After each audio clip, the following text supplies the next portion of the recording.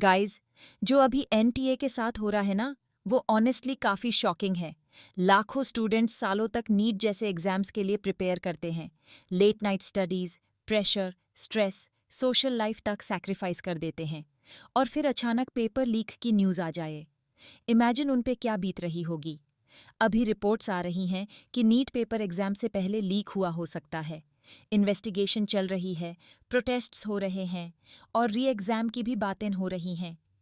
और ऑनेस्टली सबसे बड़ा क्वेश्चन ये है कि अगर बार बार ऐसे इंसिडेंट्स होते रहेंगे तो स्टूडेंट्स एग्जाम सिस्टम पे ट्रस्ट कैसे करें। एजुकेशन का मतलब हार्ड वर्क रिवॉर्ड करना होना चाहिए, न कि लीक्ड पेपर्स और अनफेयर एडवांटेजेस। सोशल मीडिया पे भी अभी फुल डिबेट चल रही है। कुछ लोग बोल रहे हैं लीक सच था, कुछ लोग बोल रहे हैं रूमर्स ज़्यादा स्प्रेड हो रहे हैं। लेकिन एक चीज़ क्लियर है, students deserve a fair and transparent system. मुझे पर्सनली उन स्टूडेंट्स के लिए बुरा लग रहा है जिन्होंने जेन्युइनली इतनी मेहनत की।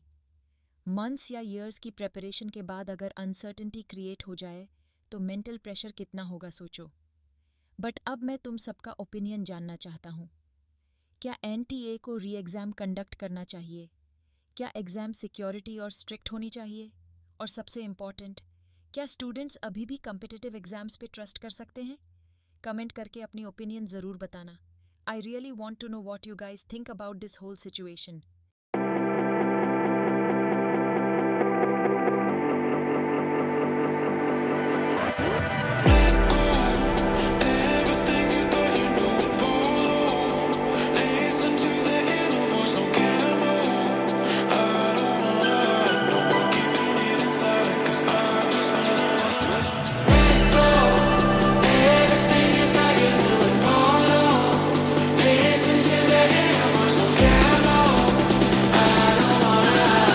Keeping it inside.